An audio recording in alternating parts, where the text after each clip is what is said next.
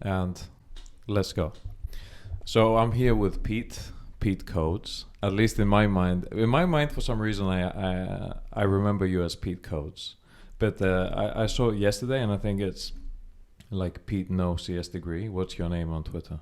I think it's Pete from No CS Degree and High Signal. So I've got my it's a little bit of a Twitter hack, I guess, but I've got my products in my name. Mm-hmm. And I've seen that from other people. Like there's a guy, Phil, I know, who has like Phil from 4 Day Week. Yeah. So it seems like quite a smart thing to do. And it's nice to keep, I guess, a little bit of anonymity on the internet. Mm-hmm. Yeah, I've seen the same thing, and I have the same thing with my email, right? So Alex from Cyberleads for my email. But when it comes to Twitter and stuff like that, I almost feel like, like this is my business, but it might not be my business in 5 years from now. And would I like to be called Alex from Cyberleads? Maybe it's a bit of an ego thing as well, because you don't want to, you feel more than your business or something like that. Yeah. But yeah, you run many projects. However, your most important one, my heuristic will be your username on Twitter. It's No CS Degree. Is that like your most? Yeah, that's my main one. I've been running that for 3 years now. So it's basically, just to give a description for the folks who don't know, it started out as a blog where sharing success stories of developers who are self-taught or have been to coding boot camps, and it's kind of evolved over years into like a job board and many other things. And its latest kind of reincarnation is I've added like listings for mentors. So if you're learning to code or you code already and you want to get a bit better, you can find people that know React or JavaScript or lots of other things, and you can get help with more experienced people. And that's my main project. And I've also started another project in the last year called High Signal.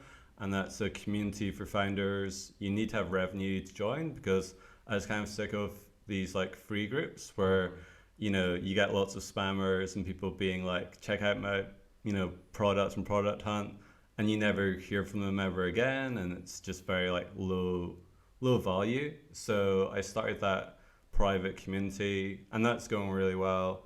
And on top of that community, I added a newsletter, which is probably quite pertinent to your audience, where I send 5 startup news stories every week for free every Friday. So we're on Friday today, so I just sent it this morning. Mm-hmm. So you run many things, but the funny thing, Pete, was that yesterday we were at this dinner, right? Mm-hmm. We were eating. And of course, we're very biased. We always advise people to get into tech. And one of the main objections of people that entertain the idea of getting into tech is that, I haven't studied computer science. I don't know how to code. So Pete is sitting at the other side of the table, and I am telling this person, that you can learn how to code. He says, how? I say, well, you can wake up tomorrow morning and you can start. You can go into YouTube, just come up with a random idea you have for an app or website and say how to build X, Y, Z, and start learning. So his eyes are sparkling a little bit. And then I look across the table and say, man, do you know what?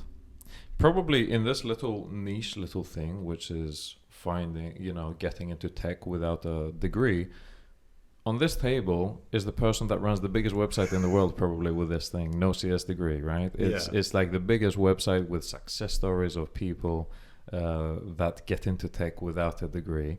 And that was so cool. I think No CS Degree, actually that's the way I found you. This is a few years ago. You've been at it for a very long time.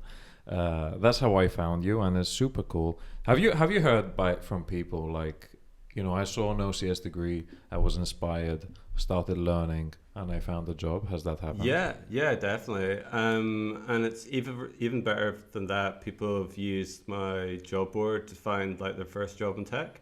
So that's like really super cool. Yeah. So yeah, that's happened a bunch of times, and people send messages on Twitter or emails, just being like thanks a lot for your job board, etc. I just got my first job, and that's really cool. But yeah, getting back to like last night, we should have said at the start we're in Las Palmas in Spain in the Canary Islands, way down south. It's like level with the bottom of Morocco, which is like feels crazy far away from everywhere. And we're having a dinner last night, which is really nice because sadly it's your last night in town. Yeah. So there's a guy, George, who I think he works in the docks, and he's got quite a like super like manual, really hard job on his feet all day, on his feet all day. And I heard him talking to you and saying like, oh man, how can I work remotely? I want to stay here after my contract runs out. And then, yeah, my ears totally pricked up, and I was like, what's that? You want to get into tech? So then, yeah, I sent him the link and we had a chat. But it's really interesting your advice about like, because I heard you saying like, oh, how do I, if you want to make something, you can be like, how do I make a button, or how to make the button green? And that's actually how a lot of people, like Sahil from Gumroad, he learned to code as a teenager just by doing that method of just like, okay, well, how do I make a website? How do I make, a payment button and stuff like that? And now he runs like, the biggest website for selling digital products probably in our space anyway. Yeah, it's not easy. I think it's a bit counterintuitive because many people coin tech as the last unregulated market. No gatekeepers, no nothing. So usually if you judge by other industries, like if you want to be a doctor, if you want to be a lawyer, if you want to be an architect, if you want to be a civil engineer, you have to study. There is no, I'm going to YouTube how to build a building. Yeah, YouTube how to do heart surgery. You can't do that. Yeah. So people are usually astounded when you say, dude, you don't need a degree. You can just get into tech, start building by yourself. Probably from my anecdotal experience, I think it's the same everywhere. I don't think anyone is a good surgeon because they studied medicine. For sure, it's about practice. But they're gatekeepers there. Where in tech, they're not. And it's magical that you can build like a website like you, for example. And there's so many people that do not know that. And they find these success stories of someone that found a 6-figure job, or someone that is a freelancer and is making 20K per month or something like that. And it's like, wow, man. Yeah. That is crazy. Question for you. From what I understand from knowing you, it's important, the subject of your work, like the impact that it has, etc. Is it very important for you that your project is something that aligns with your values and I hate the term, it's cringy as fuck, but makes the world a better place? Is that important for you, or would you sacrifice some of that for money? That's an interesting question. I'd say I'd like to, I mean, it's a kind of like cop-out answer, but I'd like to do both. Because, there's lots of like firms, I know, like, I think Patagonia, like the outdoor wear company, and lots of these companies, like, I know, Ben & Jerry's before they sold to Nestle or whoever. I think you can make a brand or a product that does help people, but I think as well it's important that like founders listening, you do need to like pay the rent as well. So you can't be too idealistic. You can't be like, I'm gonna like save the world and do X, Y, and Z. And you need like a business model. It needs to be a business, because otherwise it's like, you're just like giving away all your time for free. So yeah, it's a kind of like cop-out answer. I do think like I wouldn't want to do something that was just purely like making cash and I've got no interest. Like, it's funny you asked this, because I saw like an advert on my Twitter today, which was kind of like, it was crazy. It was a very good video, but it was a video from a conference on like, bearings. I don't know what, bearings for like. What's that? Bearings are like, like it's hard to explain, but the kind of like machine parts. And like, I don't know why this was on my Twitter feed, but I wouldn't want to wouldn't want to make a product that was like, oh, I'm gonna help the life insurance industry, or I want to do social media for a ball bearings company. I think that would like bore me to tears. So I wouldn't do that. But I think it needs to, like, ideally you can do something that does make you feel good and feels like you're contributing to the world, but also like you need to make money as well.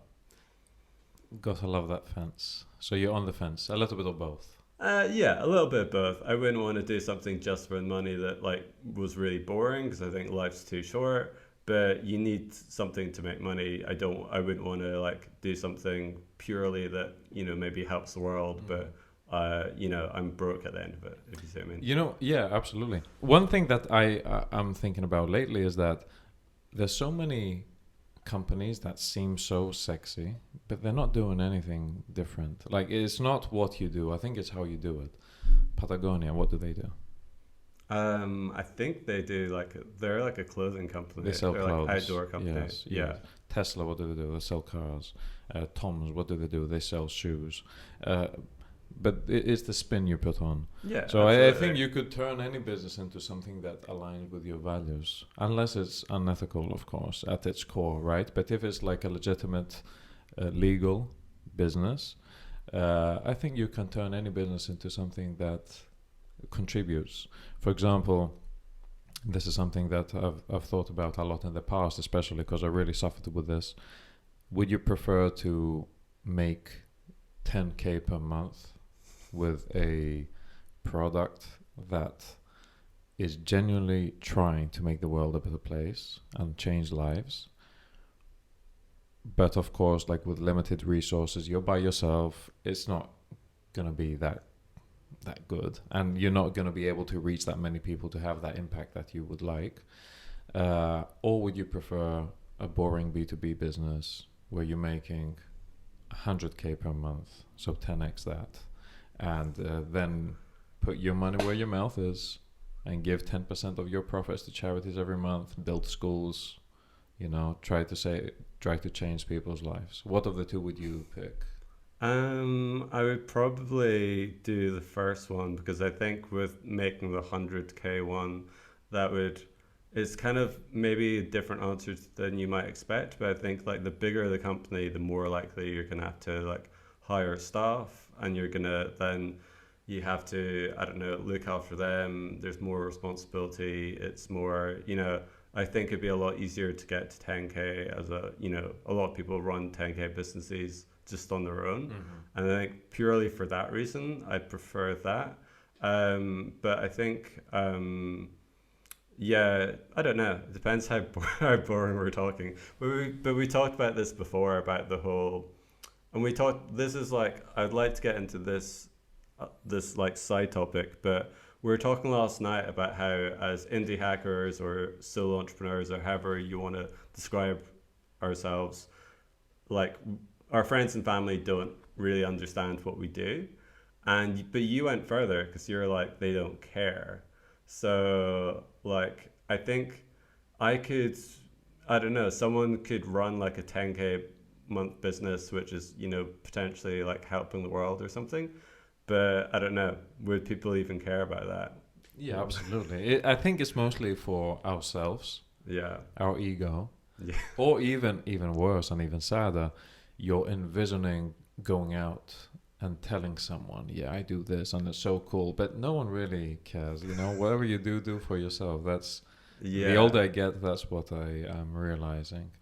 There's a bit of a paradox there where, like every day you wake up, you do your thing, you work, you go to the supermarket, all these things, you go for a swim, and mostly you think about yourself. Like, I don't think that is something someone would disagree with. 99% of the time we think about ourselves. However, even though we only think about ourselves and we only care about ourselves, we care about other people's opinions more than our own opinion, which is, I think, a crazy paradox. Like, we understand that if you take your own experience and extrapolate it, that no one is thinking about you, everyone is thinking about themselves. However, we have this huge need for people to admire us and say, wow, Pete is so cool. Yeah, I'll stop you there because I think there's a really good book I might have told you about already called The Courage to Be Disliked. Have Have you read that? No, It's no. fantastic. I think you'd really like it. It's right up your street, and it talks.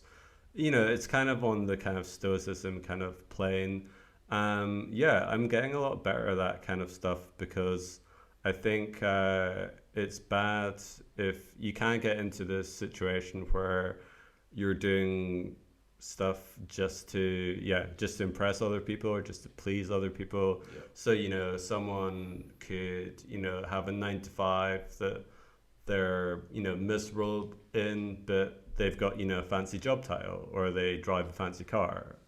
So I think a lot of people are motivated by impressing people, but yeah, I guess one of my mental frameworks at the moment is kind of like, do I want to do this, or am I just trying to impress people, or am I just trying to please people? So if I get like an invite to something, it's like, well, do I actually want to go, or do I just feel I should go because it's polite? So it's that kind of like, trying to please. You can't please everyone, and the book's really good for kind of just talking about, just like choosing your own path, not trying. And I guess the other thing the book talks about is we don't really think about this a lot, but if you're trying to say, if I'm trying to impress you, subconsciously I'm putting you like above myself in you know what I mean? You value my opinion more than your own. Yeah, In that sense. yeah, and kind of like I'm putting you on a pedestal where like, oh, you're above me, so I have to try and impress you. And I think like it's better to see people as equals, and obviously you can respect other people's achievements and stuff, but yeah, I think if you're constantly, you know, it's like with lots of things, if you're constantly trying to impress someone, it can come across as quite desperate. Yeah. And you're just like, hey, check me out, I'm doing this, I'm doing that. And people, it has the reverse effect of like, I guess it's a way of where, if you go into a bar and you talk to a girl and just be like, hey, you see that Tesla outside? That's mine. And like, oh, I dropped my business card and I'm the CEO. They're probably going to come across like, oh, wow, this guy's trying way too hard. Yeah. So, I think it's better just to, do what makes you happy and try not to impress people too much. Regardless, because this is a difficult thing to inspect and being truthful to yourself, right? Like you can ask yourself, am I doing it for myself or am I doing it to impress other people? You can maybe, have a little philosophical exercise and say, okay, if there was no one in the world or if no one knew about me, would I do it? Would I not do it? But I think you would agree that this is super theoretical and you cannot really do it, right? Well, here's one example which I've heard from, maybe it's Naval or someone else talks about this, where say if there's like, one of the things I really dislike in the world is like litter. I find it really annoying how people just like throw their trash on the ground. Mm-hmm. But I think Naval or someone like that says, if you're walking down the street and you see a piece of litter and no one was around to see you, would you pick it up and put it in the bin? And it's that thing where a lot of people are like, want to claim credit for stuff. Like, they go for a run, so they have to put it on Strava, or they do a good deed, so they have to tell people. Mm-hmm. But it's kind of like, well, if you didn't get any credit for it, would you still do it? Like if there was no one else on the street and no one saw you doing that, great thing. Because, if the street's really busy and you pick up like a bunch of rubbish and put it in the bin, everyone else might be like, oh, wow, Alex is a great person. He really cares about the environment. Yeah. But if no one else was there, would you still do that thing? So I think things like that are a good test. If you don't get any credit and if no one sees you, would you still do it, or are you really just doing it to look good, I guess? Yeah, or sometimes they coin it like virtue is what you do when no one is looking, right? Yeah. Otherwise it's mostly ego or something. But regardless, what is your goal? Regardless if you do it for yourself, if you do it for someone else, or a mix of both, do you have any goals at the moment? Are you big on setting goals? Yeah, that's a good question. I was thinking earlier on this week, because I was basically lying on the beach in Las Palmas and I was just like, I'm just going to keep on doing whatever can let me stay here and like have this kind of, I think quite maybe similar to yourself, but kind of keep this kind of remote lifestyle where, you know, I work for myself. I can, you know, like work in the, like for instance, today I worked in the morning. I sent out the High Signal newsletter. Then I went to the beach just now and went for a swim. It was fantastic. It's like a really warm day here. It's like 30 degrees. And like, I just like was swimming and just like floated backwards. You ever done this? Just float backwards and just float on the water. And it's brilliant. And I just, and then I came over here, we got coffee and we're doing this right now. But yeah, I think whatever lets me have this kind of lifestyle where I can come to the, so I'm here for like 5 weeks in total. And so, yeah, I think, yeah, it's whatever can kind of keep this lifestyle going, if you say what I mean. Yeah, so like an anti-goal. Your goal is not to lose your lifestyle. Yeah, exactly. Yeah, that's a good way of putting it. I think, yeah, because there's a lot of, you know, freedom, which I think Tim Ferriss talks about in the you know, 4-hour work week, about, you know, having the freedom to work on like what you want, where you want, when you want, with whom. And at the moment, I'm ticking all of those boxes. Whereas I guess there's lots of people that, from an outside point of view, might have like, you know, yeah, like a great salary or a great office job, but you know, if you're working an office job and I don't know, it might be amazing, and then you get, I know, a new manager. Like I know a lot of people that have had this. I've got friends that have had like really loved their jobs, and then something completely out of their control happens. Like a new manager comes in and they're horrible, or they just don't get along, and then, you know, or you have to sit through like cringe meetings or things like that. And yeah, there's a lot of things just now that are pretty good about the lifestyle. Like I don't have really that many meetings at all. I can work when I want. If I have one day where, you know, the sun's shining, like just now, I can go to the beach and have a swim, and then, you know, I can do some work later on this evening. Whereas I'd say maybe some jobs are flexible, but most jobs are kind of like, if you have to be productive between 9 and 5, and if you happen to be like a night owl who wants to work till midnight, then too bad. So yeah, it's funny. I have a similar memory in my mind. I was in Sicily and I was swimming, and actually I was training for a triathlon, because once a year in November, usually for some reason it happens. I think it's because at the beginning of the year I set some goals. I don't sit down to set goals, but it's almost natural. You know, the end of the year you introspect and you have some goals. And usually what happens is when Q4 arrives, I see that some things have not been ticked off yet. So usually in that fourth quarter, October, November, December, I have this crazy drive to get fucking things done.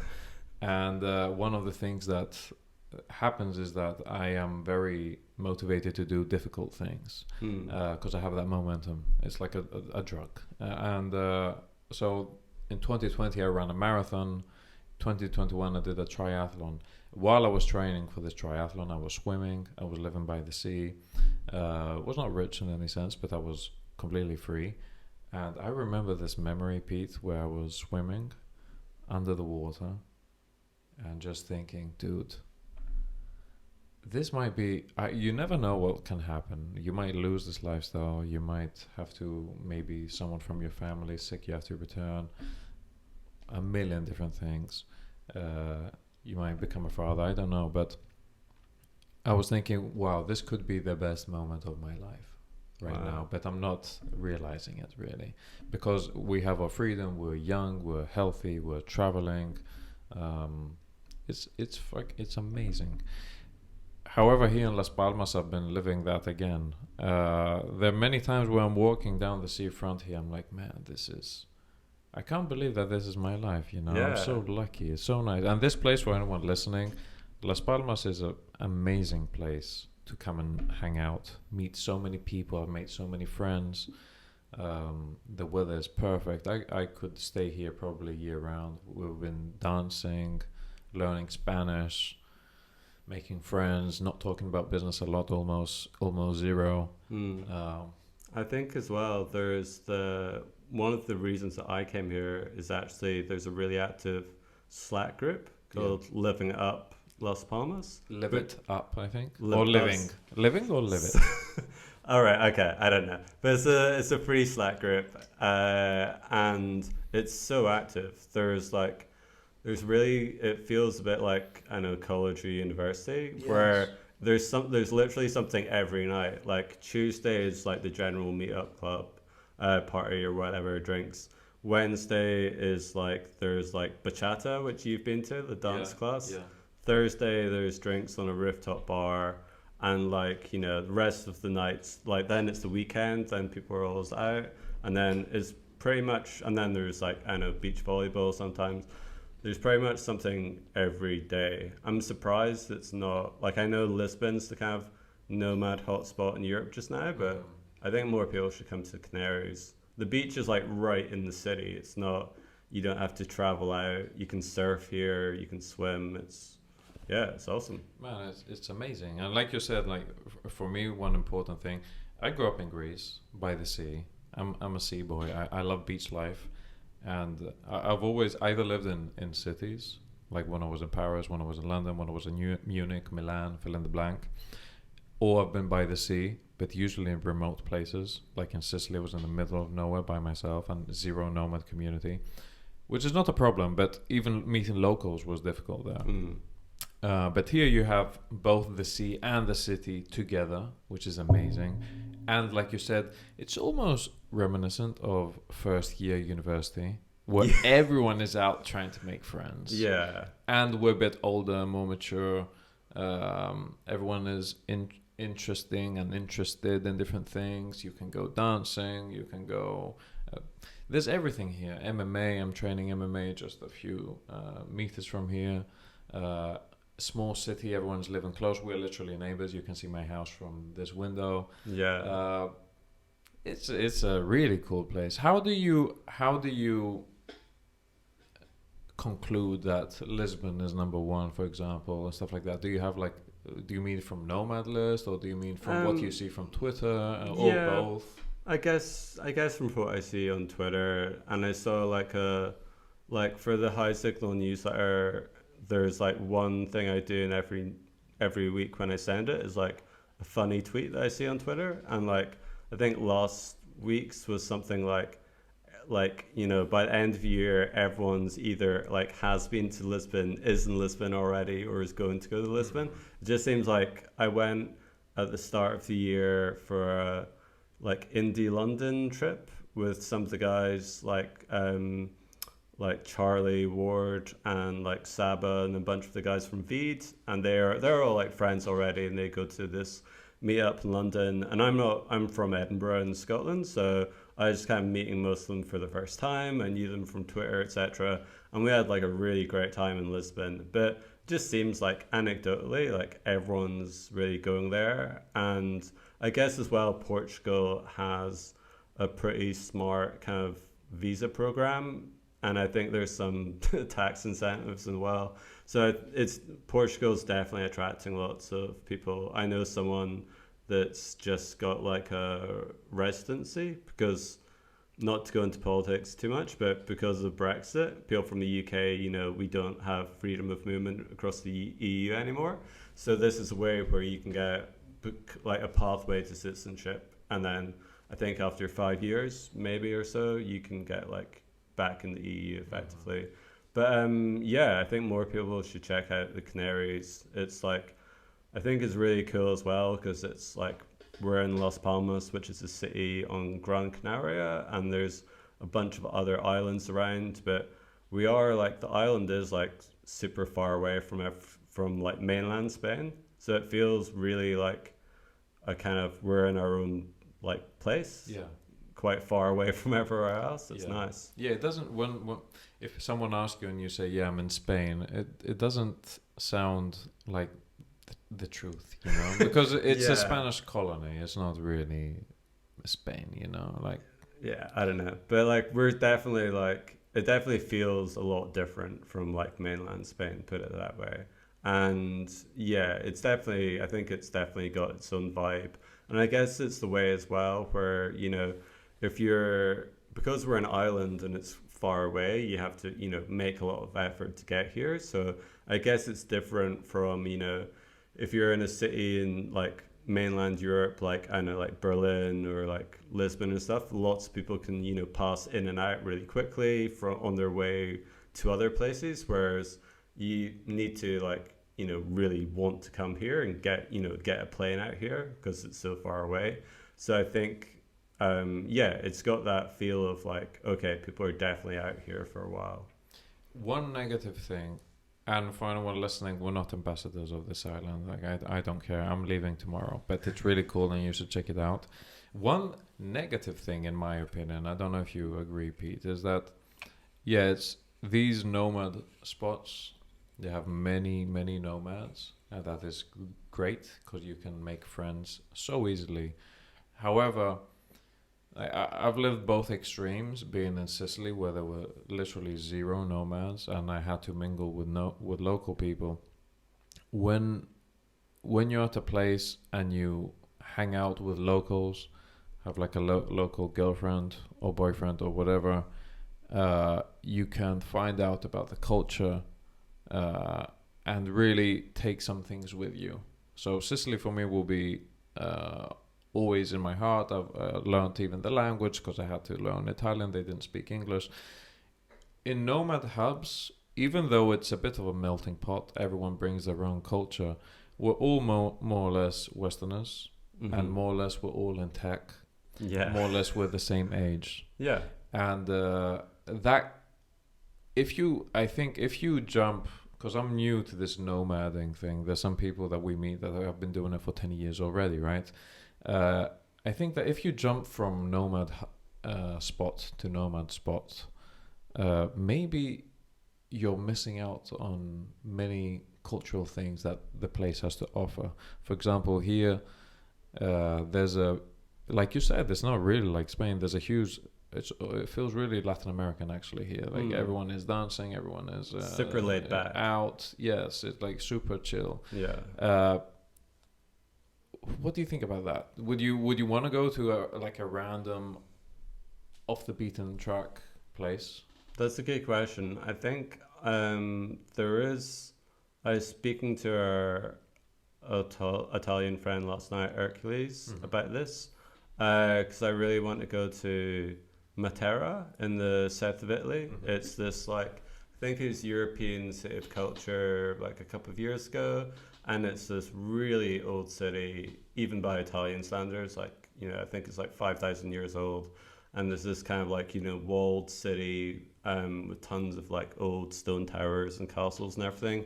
And I would like to do that because it is off the beaten track, and it's you can get it's probably I don't think so many people there speak English, so I think you'd have to learn some Italian, so that would be good.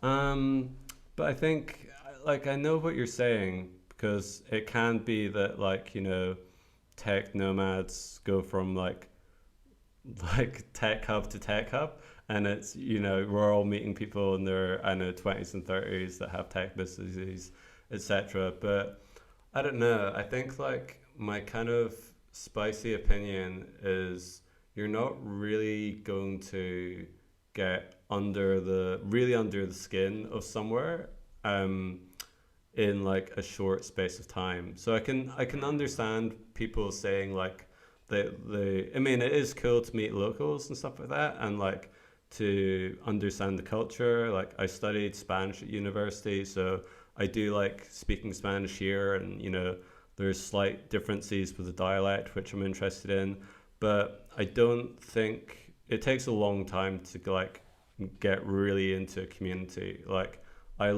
Before I was into tech, lived in Australia, and it took me about a year to really get into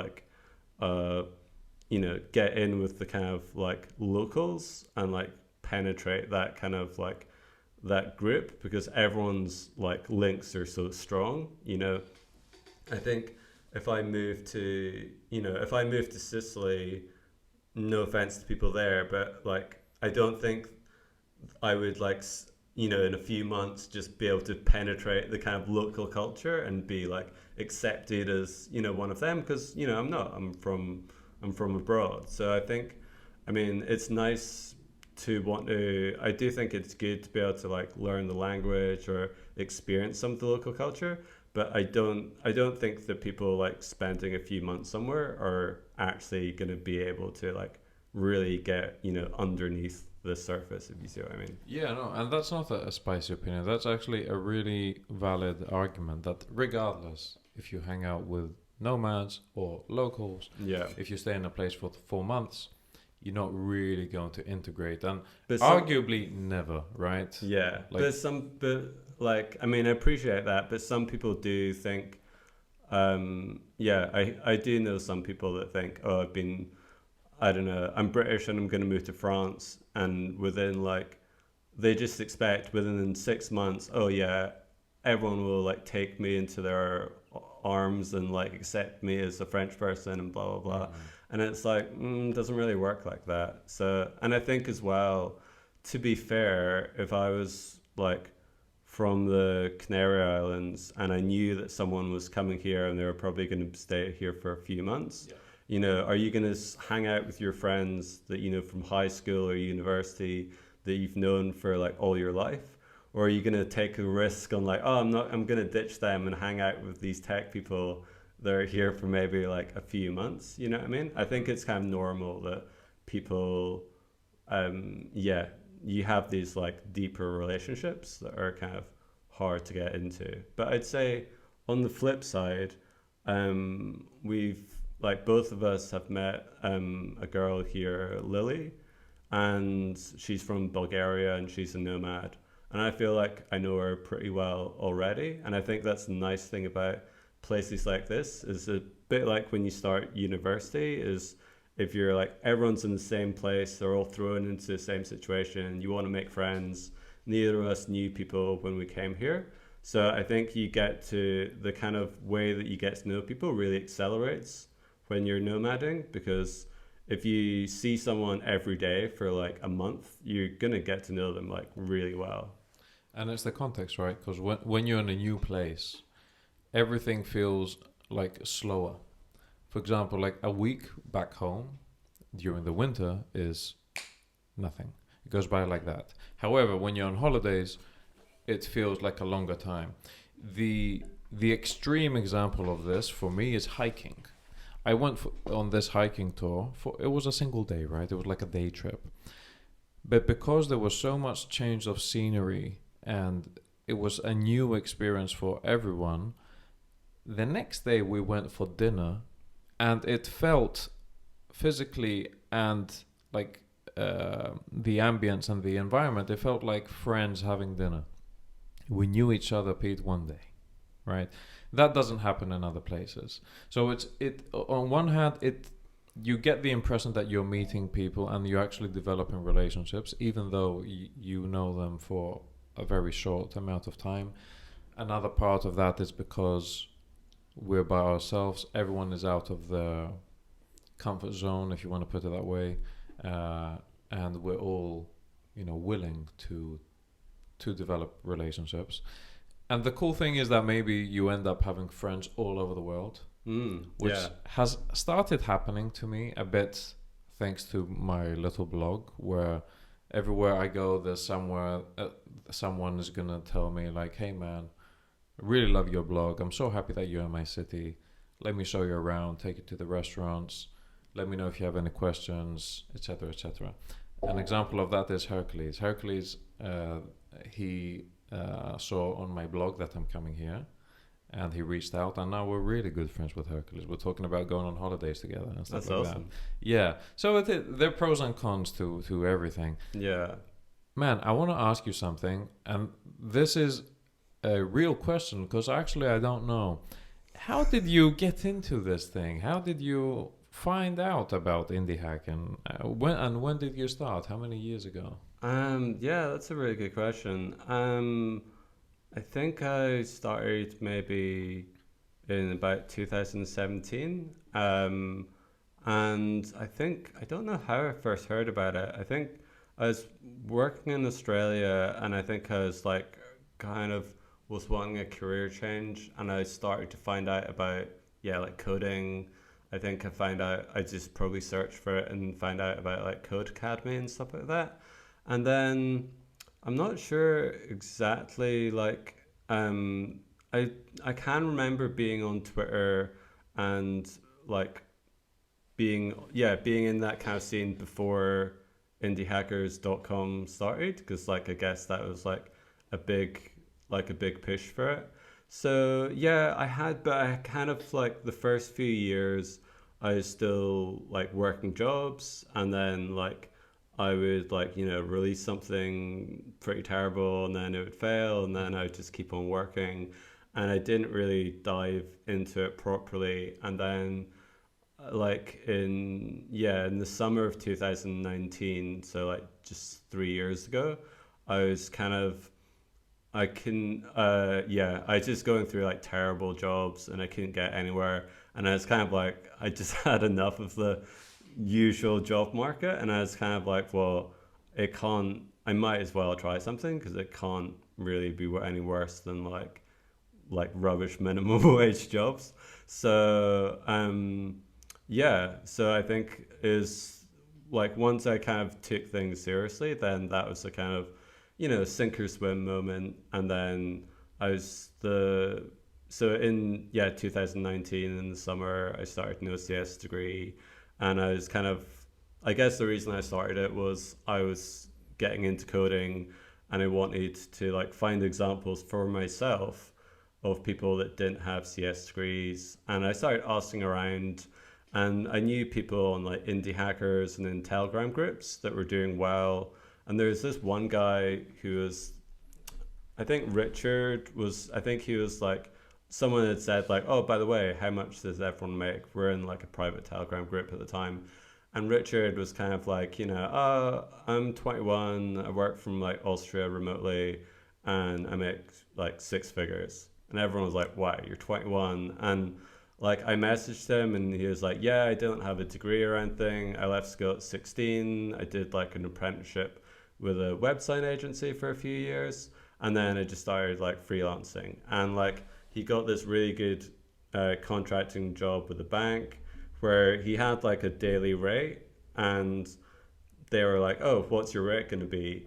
And he did some research and he was like, well, okay, these guys are a bank, so they have a lot of money. So he just like doubled his contracting rate, and he said, this much, $100 an hour or whatever.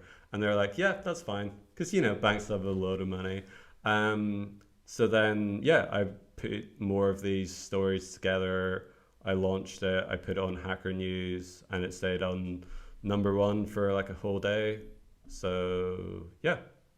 Sorry, I kind of went into like a boasting tangent at the end. No, man. And actually, I was gonna say, but maybe we go off topic here. That it's crazy how much you can charge, and we don't know it, because the way intuitively you try to charge people money is that you say, how much would I pay for this? Right? And that is so wrong, because if you're going after companies or banks, trust me, if you were running a bank, it wouldn't be the same number that you think now you should charge, right? Yeah. And I'm seeing this with Cyberly, that 2K per month for me 3 years ago, I would never pay. I didn't have 2K per month, but it was my whole salary. So, but now as I'm climbing the money tree, I'm seeing that actually it's a reasonable price. So doubling your rates sounds crazy, but it's actually something you can do pretty easily if you're going after B2B companies and stuff like that. Yeah, I think as well. I'm just a big fan of the whole kind of seeking out rejection, and like what's the worst thing that can happen if you ask for like, there's loads of clients, almost infinite amount of clients in the world. If you ask the client for like for yourself for like 2K a month, and if they say no, well there's loads of other companies you can talk to. It doesn't really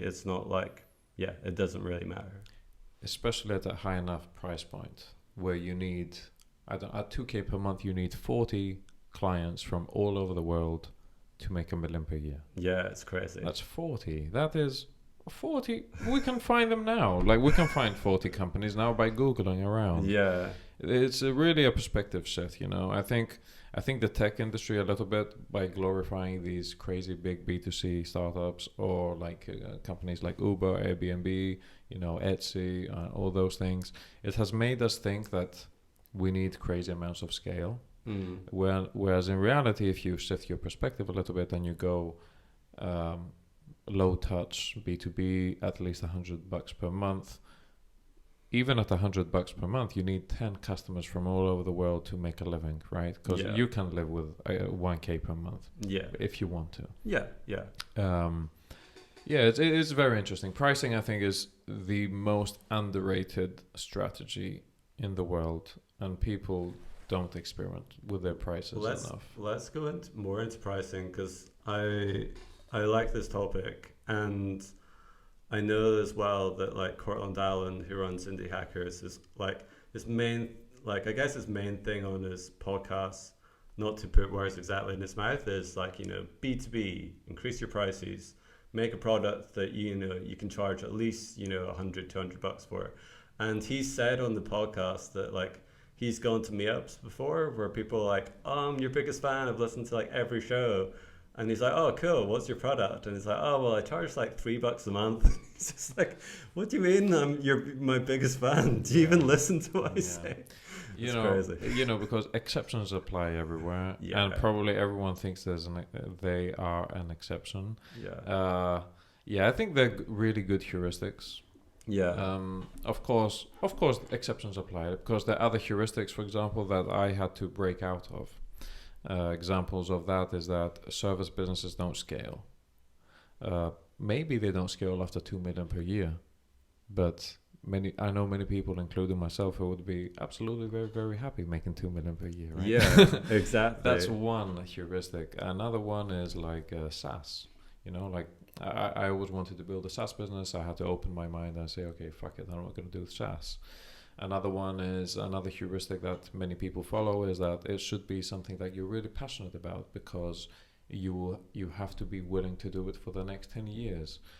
Whereas in reality, I have started to find out about myself that when you do something and you're good at it and you make money from it and you can see that feedback loop, like you're helping people close deals, for example, and you're getting the money and you're getting the recognition and you're getting like the thank you messages, you fall in love with everything that you do at a high level and you're proficient at. So these are extremely good heuristics, and I agree absolutely with everything you said. B2B, high prices, subscription revenue if possible.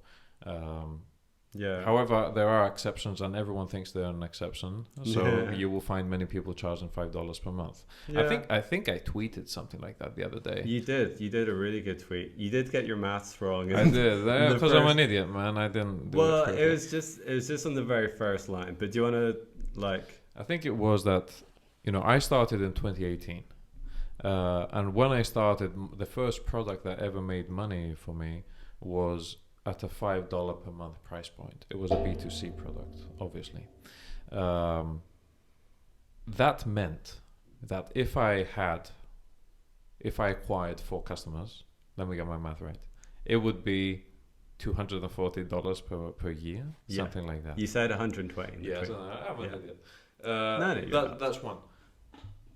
2 years later, at last I was able to build like a B2B product. And the price point it started from 29, same exact product, increased to 50, increased to 79, increased to 99. So let's say 100. So I ended up with 100 per month price point. At that price point, if I acquired 4 customers, that meant that it would be $400 per month, or else 5K per year, I think. So you go from $240 per year to $5,000 per year, which is insane. And I would argue that it's the same amount of difficulty to make someone take out their credit card and punch in the numbers, whether it's for $5 per month or whether it's for $100 per month. I think the difference is not proportional to the percentage increase in price. It's not the price is 10x, so it's 10 times more difficult to acquire a customer. Not even close. Sometimes it's maybe easier because it's B2B and for other reasons. And then the third example is in 2022, when I introduced like the productized service on top of Cyberleads, the newsletter, which is at 2K per month.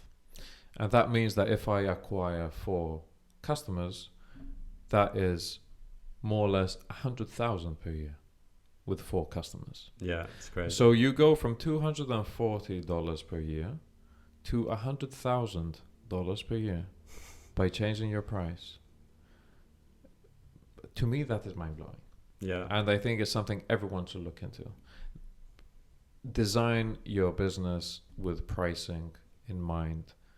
Or actually, no, I don't agree with that, because I don't think you should really design things. Things happen organically. It's never top down. It's always bottom up.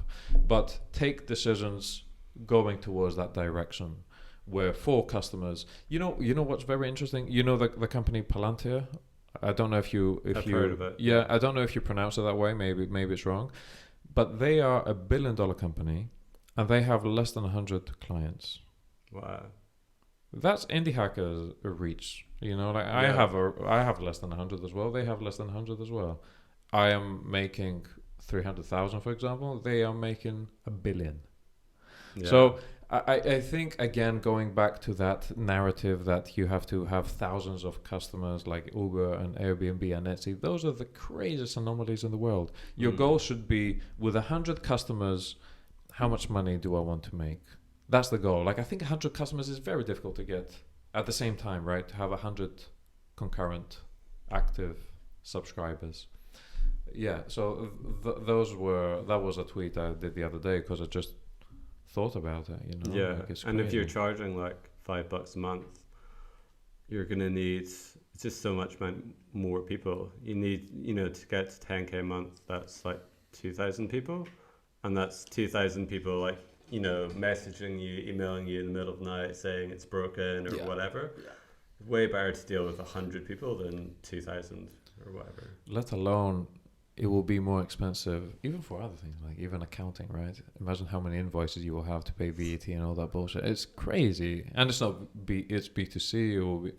And I've got a friend who has he's doing well, but like he has a B2C product, and it's super cheap, and people's he has a feedback form on his website, and they're like, anything you can say to make the product better, and people are always like, it should be free.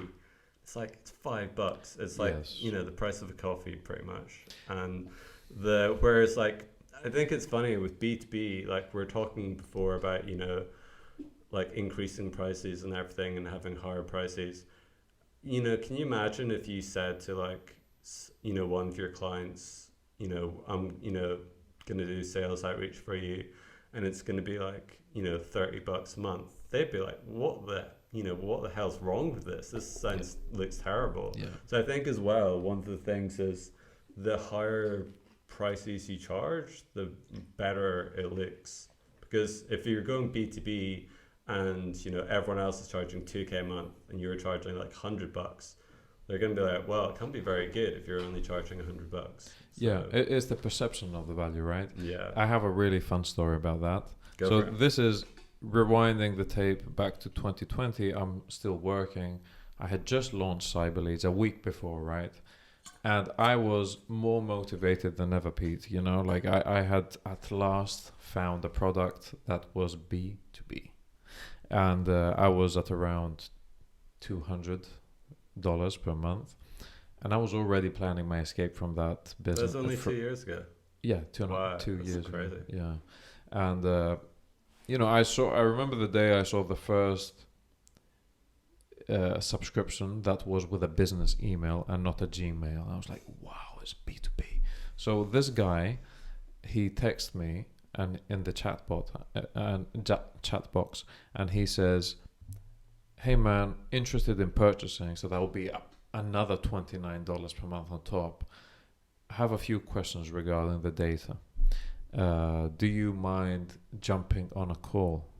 And I remember reading that expression, jumping on a call, and saying, oh man, this is B2B. I cannot believe I'm so happy. Because I knew that I could increase prices and the better customers and all that stuff. A fantastic heuristic. So I say, of course, man, let's jump on a call. You know, anything to do. I would never do that for $29 per month now, but I did it at the time. So right before the phone is to ring, I timed it to be during my lunch break.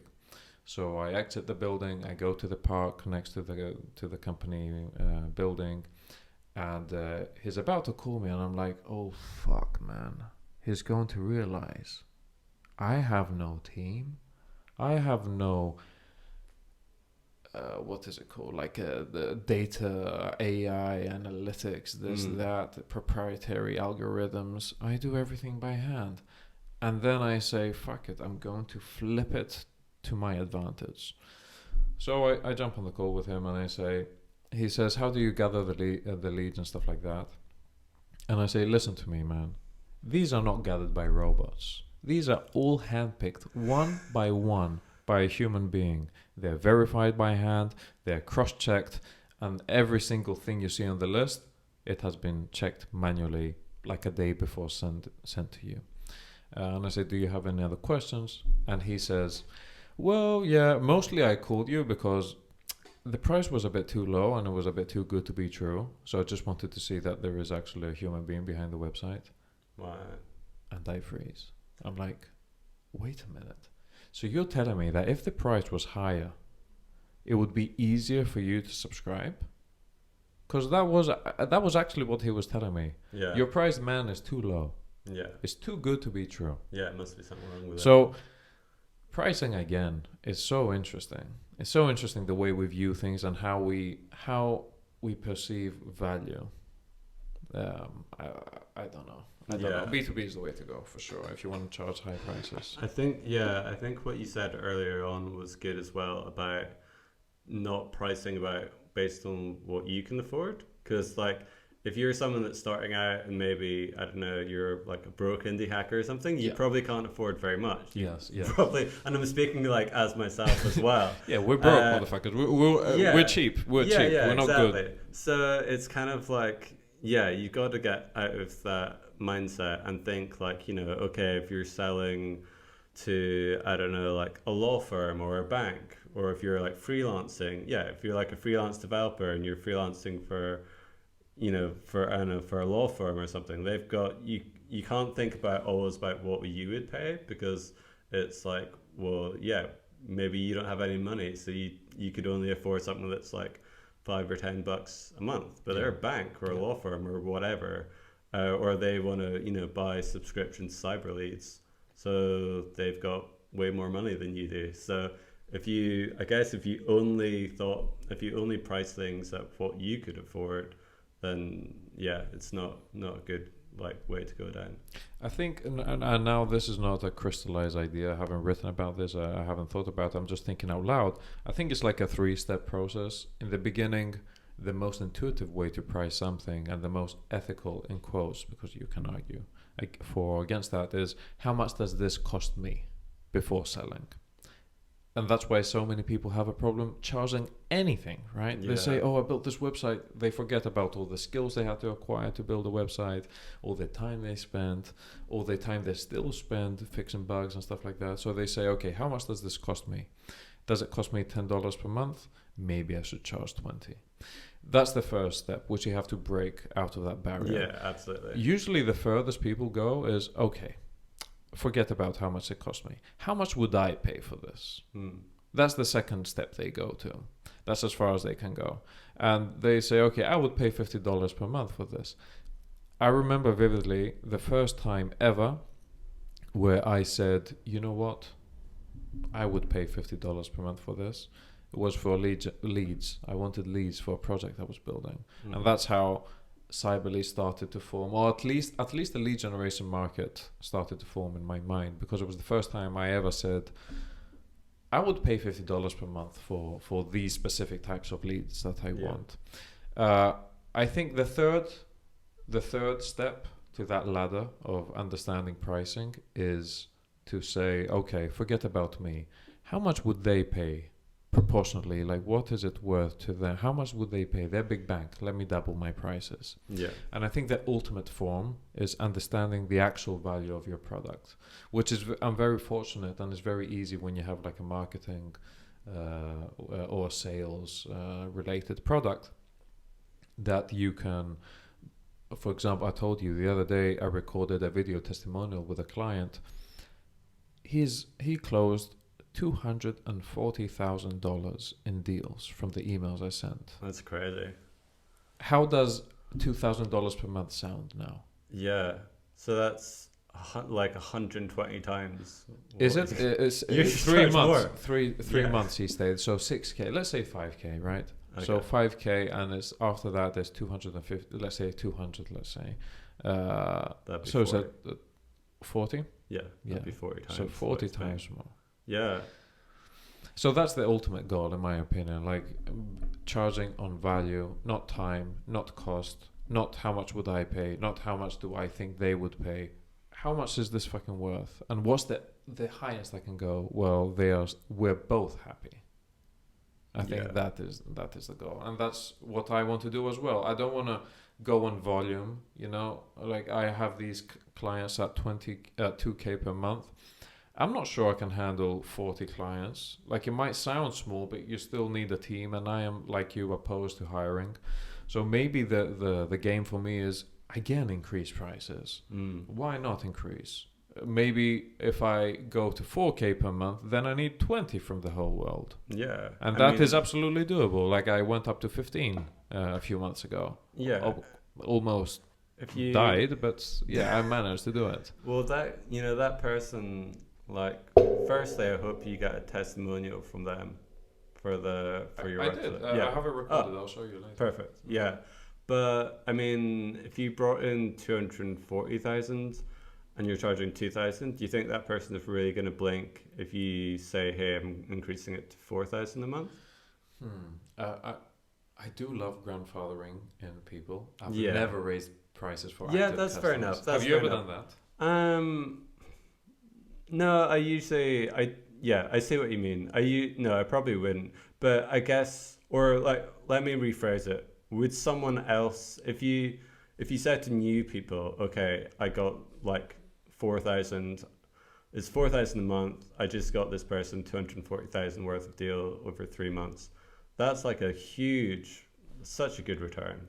Like you can still a great return. That's a massive steal. I mean, if I was in their position, I would be like, yeah, I'm at least gonna give them a shot for like a few months, and like, yeah, that's a huge return on that amount. So yeah. And the other elements to pricing is so complicated that you can charge a premium and have a guarantee. That's another thing. Like for peace of mind, I have a guarantee. Like if you're not happy after 3 months, I know what I can bring you. If things go well and you help me and we cooperate together, I can bring you $250,000. But if you're not happy after that, and that usually you disarm them in that way, I can provide like a refund to you. And it's a complicated refund where I use also CyberLeads lists. So I say I'll give you a year for free on CyberLeads, which is worth this amount of money, and 1 month back. So you structure this pricing model where it's like a fucking no-brainer for them. Yeah. And for you, of course, it's fantastic. And another little hidden taboo, almost gray area that no one likes to talk about is that serious people don't ask for refunds. They appreciate that it's on the table. Usually they don't even want the refund. If you go like high ticket and they're very professional, they're CEOs, they're running multi-million-dollar businesses, they're not going to, ask for refunds. Yeah, I think you'd really need to fuck up. Yeah, I was going to say make a pig's breakfast there, but yeah, we can use your words. Yeah, unless you're like, I know, took the money, went to Vegas and tweeted, "Hey, I just spent this idiot's money on Vegas and I lost it all." I think it'd be like pretty hard pressed. Yeah. So what's next for you to wrap this thing up? Yeah, I'm glad you asked. So I'm just started adding mentors to the No CS3 website just now. I haven't done the big public launch, but I'll do that next week, I reckon. So yeah, I think basically at the moment, No CS3 is I think there's over 200 articles of inspiring stories from people all walks of life. People that have been waiters that have learned to code and now earning really good salaries, people earning 6-figure salaries, people that start their own businesses through coding, But I guess I kind of realized that people were a lot, reading these articles and then like going elsewhere and spending money. And I'm like, okay, I'm kind of missing a trick here. So I've started like, I know like the last 3 years have been like fantastic for my network. I've met people like you and Lachlan and loads of other really cool people around the world. So I know lots of developers and lots of experienced people that can act as mentors to people that are coding. So my first plan is to publicly launch that and get more revenue from that on like a monthly basis. And also I'm gonna be giving more of a push to the High Signal newsletter. So basically that goes out every Friday. It's totally free.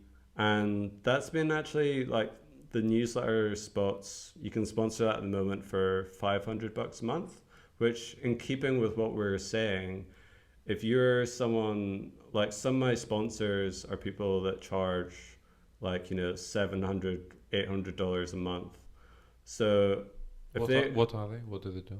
One of them was like Embark, like an SEO agency. Mm-hmm. So if they sponsor me for like $500 a month and they're making like $800 or $900 a month, that's like, okay, they just need to get one like client from the sponsorship.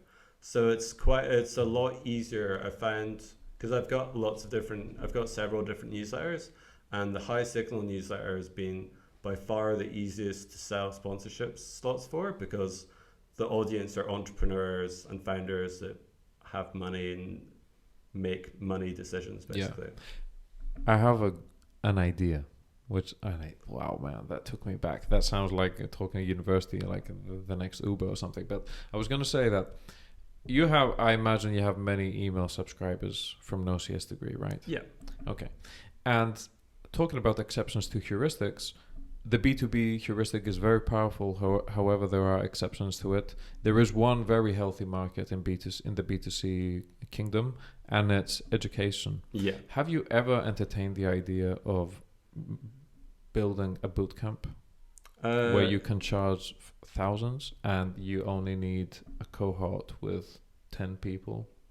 Yeah, that's something that I have been talking about recently with some people. There is someone I know in the UK who used to run a boot camp, and it was really good. I had coffee with them a few weeks ago in Edinburgh, just before I came to the Canaries actually. And it was really cool because she's not working there exactly anymore, or I think she's got some role on the board, but she basically gave me like the complete like rundown of like how to run a coding bootcamp, and this was like for free over coffee. Yeah. Which is the great thing about, I guess, the good thing about being in the kind of indie hacker kind of or lifestyle entrepreneur, however you want to call it, is that we're not like, the Ubers of the world who are like, they have to get to number one, or number one or nothing. Basically, you're never gonna have like the CEO of Uber and Lyft hanging out having breakfast together talking about like, oh, how do you run a ride sharing company? Yeah. Just would never happen. Whereas like two people, there's plenty of like the pie to go around in the kind of like in our space. So you can collaborate and talk a lot more openly. So yeah, I think as well, I've spoken to some other founders who I get advice from sometimes, and they say to like make a course. So I think the kind of short-term plan for No CS Degree is mentoring, because it's a relatively quick thing. I know mentors already. It's easy to have like payment links on the website. And that's something that I can do, very quickly. And then there's another like longer term is to start doing courses. My advice that you did not ask for would be what I would do if you gave me No CS Degree. The first thing I would do is I would send an email that hi, I'm Pete, dude. I think people should take advantage of any unfair advantage that they have. And you have, how many email subscribers do you have? Across both. So I've got like a job board list where you can find jobs that don't require degrees, and I've got a the blog articles list. So altogether, like 8,000 subscribers. Yeah. So the first thing I would do is in the next newsletter release, I would say that, hey, I'm Pete. I've been running this for years. I know the market really well. I know exactly what skills you need if you don't have a CS degree. And I'm thinking of starting a bootcamp. The price is going to be super low for this first cohort. And if anyone is interested, just reply to this email. The email goes to my inbox, and I love receiving mail. This is exactly the way I started the autopilot plan, just internally, no big launch, no nothing. And I did not have 8,000 email subscribers by any means. What sounds great idea, but what's the autopilot plan? The productized service on top, Okay. where I send emails on there and I book meetings for them on autopilot. Okay. Hence the name. The 2K plan. Yeah, exactly. That's all I think. Yeah, the 2K plan. Because I'm like, wow. If you gave me no CS degree, I would send that email yesterday. Nice. To see what happens. Okay. You might, and my mind exploded during 2021. I was stagnant at around 4 or 5K per month, but I was sitting on all this money and I didn't know it. You know, you might be sitting on a lot of money right now. Yeah, that's true. You have 8,000 people that are interested or were interested in finding a job without a CS degree, and we know for a fact that the B2C market is when it comes to education, is a great market. Yeah. So I would not spend time in building this super passive income mentors, and I'm taking a percentage and this and that, and course that it lives and people buy one time. I would go again, like we were saying, as high ticket as possible. And in your case, it's not mentors that charge $50 per hour. It's not courses where you charge $100 once. It's boot camps where you can charge 2K. Yeah. Does that make sense? Yeah. Yeah. So that would be my unsolicited advice to you. You might be sitting on a lot of money right now. Cool. And maybe it's worth a try. Yeah, thanks, man. Let's wrap it up there, and maybe we can talk again in a few months. I'll bump into you for sure somewhere. Yeah. And until then, I'll put your socials and everything at the bottom of this podcast, and I hope we recorded it correctly, because it's the first one ever. Yeah, nice one. Well, thanks a lot for having me on the show, and yeah, I'm looking forward to seeing where you go next in the world and your travels. Thank you, man. Cheers. Let's wrap it up. This was cool, right? Yeah. Wasn't it a lot nicer than a video podcast? Yeah. Oh man, if that didn't record, I'd be